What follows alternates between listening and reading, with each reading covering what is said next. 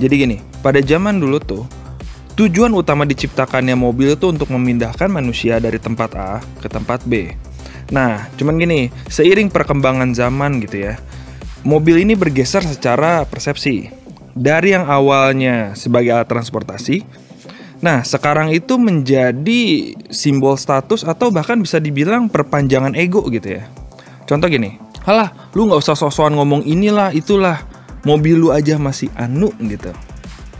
Nah ini tuh ngebuktiin gitu ya, kalau emang mobil tuh bukan lagi sebagai alat transportasi, melainkan menjadi punya value-value emosional lain gitu loh. Nah, di sini tuh gue bukan mau ngomongin mobil dari sejarah, konsep, atau gimana sistem kerjanya dan lain sebagainya gitu ya, enggak. Kalau itu lu bisa nonton channel-channel yang emang khusus ngebahas otomotif gitu ya.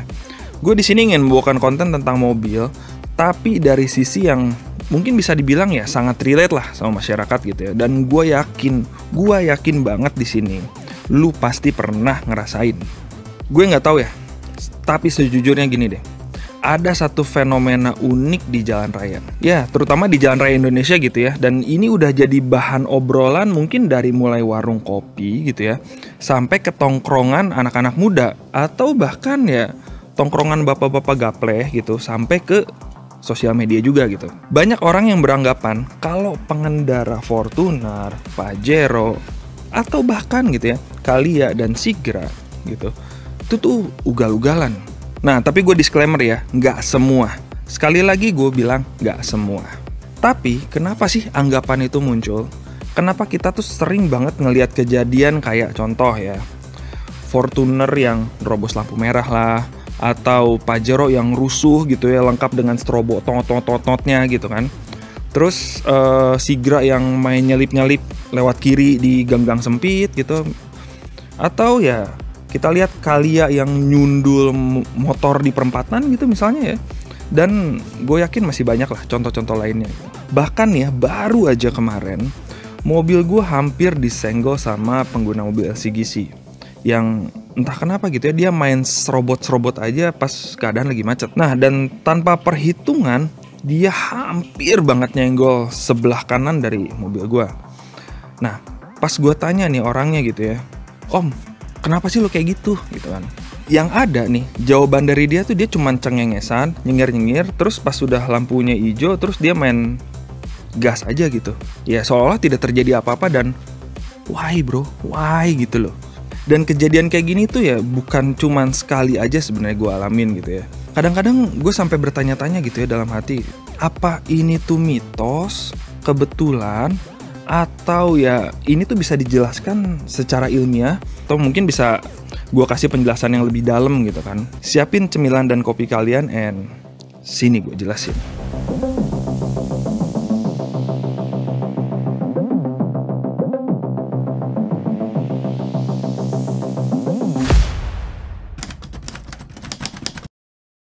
Di Indonesia tuh ya, mobil tuh bukan cuman alat transportasi, tapi dia tuh lebih ke simbol status.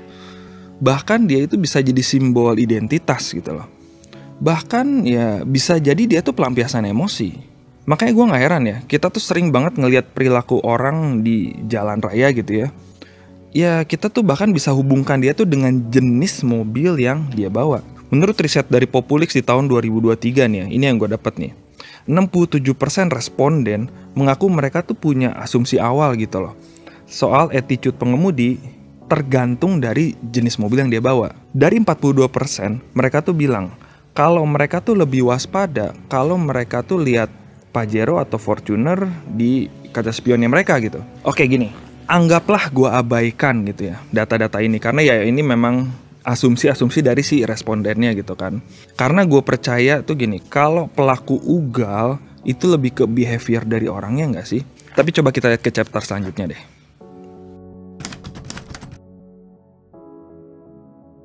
Sekarang kita masuk ke data nih. Menurut laporan Korlantas Polri di tahun 2022 sampai 2024, kendaraan SUV besar seperti Pajero dan Fortuner, mereka tuh mendominasi kasus pelanggaran di lalu lintas di kota besar. Ya, mungkin di sebagian kota-kota besar lah bisa dibilang gitu ya. Jenis pelanggaran yang mereka lakukan gitu ya, biasanya nih melanggar batas kecepatan, melawan arus, lampu hazard tidak semestinya dan lain-lain sebagainya gitu loh. Terus Mobil LCGC seperti Calya dan Sigra juga sangat tinggi tingkat pelanggarannya. Khususnya nih, nyalip tidak sesuai jalur, masuk ke jalur busway, ngebut di jalur kecil dan lain sebagainya gitu loh. Jadi bisa dibilang ini tuh bukan cuma asumsi, tapi memang bisa dijelaskan secara statistik.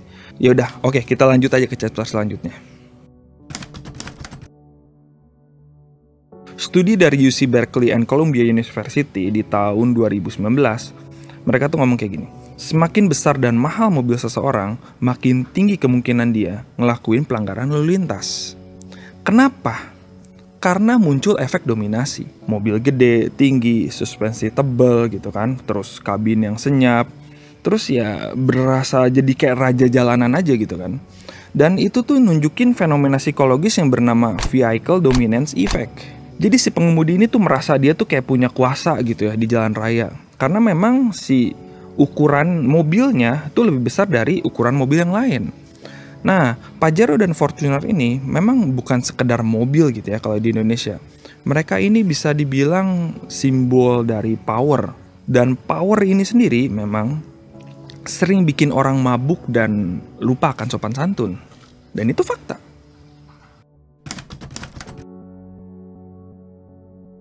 Oke, ini menarik.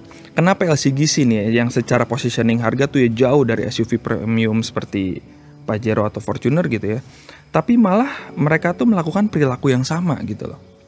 Nah, jawabannya adalah pseudo power. Jadi Calya dan Sigra ini kan ya mereka tuh paling banyak dibeli dengan kredit. Jadi bisa dibilang mereka tuh jadi simbol naik kelas lah. Yang asalnya pengendara motor jadi pengendara mobil gitu kan. Nah masalahnya banyak pengguna baru yang memang dia tuh belum terbiasa dengan etika berkendara mobil. Terus mereka tuh seolah-olah kayak ada euforia gitu loh kalau hey gue sekarang punya mobil, minggir lu semua gitu kan. Sama gitu loh kayak orang yang baru punya kekuasaan, yaitu pseudo power, rentan akan overuse. Dan ini tuh diperparah gitu ya sama pengalaman berkendara di Indonesia. Dan khususnya gitu ya kalau kita lihat pengendara motor di Indonesia ini kan ya agak kacau gitu loh. Mereka tuh sering nyalip, terus belok nggak pakai sen gitu kan, terus motong kanan kiri dan lain sebagainya gitu. Jadi ya ini tuh sebenarnya mungkin bukan soal harga mobil, tapi soal transisi status sosial dan tentunya ya mentalitas gitu loh.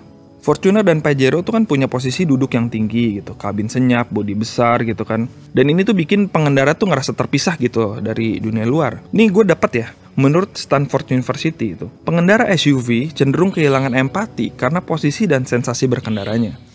Yang memang experience yang mereka dapetin tuh ya seolah kayak mengurangi koneksi mereka gitu loh dengan lingkungan sekitar. Nah, yang masih jadi misteri itu adalah pengguna LCGC.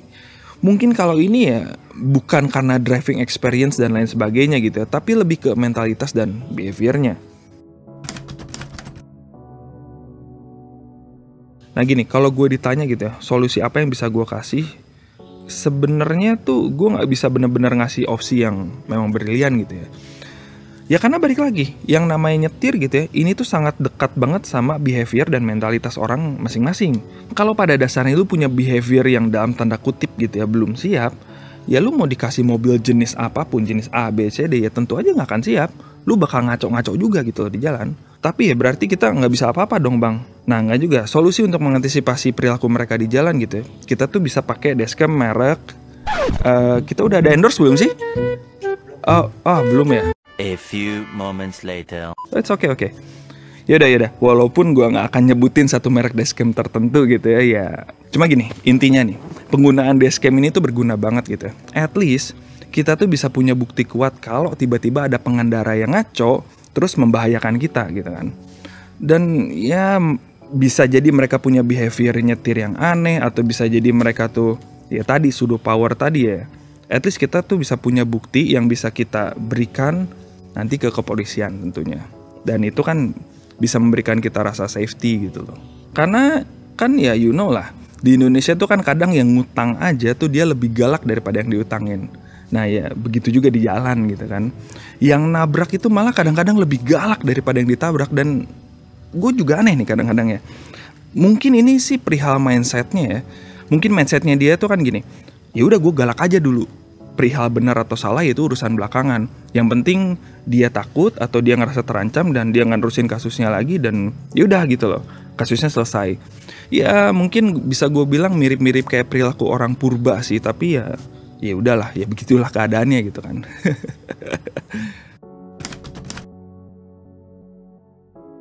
Oke, gue ulangi ya. Gue nggak bilang semua pengendara Fortuner, Pajero, atau Calya dan Sigra itu ugal. Enggak. Gue ulangin sekali lagi, enggak semua.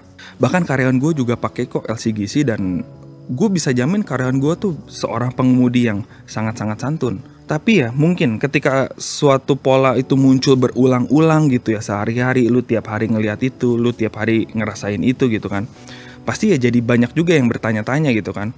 Apa karena mobilnya? Apa karena desainnya? Atau memang karena psikologisnya? Atau apa gitu kan. Jadi ya pertanyaannya tuh ya bukan lagi mobil lu apa, tapi ya attitude lu gimana. Dan di jalan raya tuh ya, attitude tuh jauh lebih penting daripada sekedar aksesoris. Karena gue ingetin ya sekali lagi, ini tuh bukan sirkuit bro. Ini tuh bukan sirkuit. Lu gak harus cepet-cepetan untuk nyampe garis finish gitu kan. Gak ada yang nyuruh lu begitu. Tapi ini tuh menyangkut keselamatan pengguna jalan lainnya gitu loh. Jadi ya udah, yang penting lu bisa sesuai dengan batas kecepatan, lu bisa berada di jalur yang tepat. Terus kalau macet ya lu ikutin, lu nggak usah nyalip-nyalip, ya udah that's it gitu loh. Lu ngapain sih mesti cepet-cepet? So ya, jangan pasang strobo. Thank you.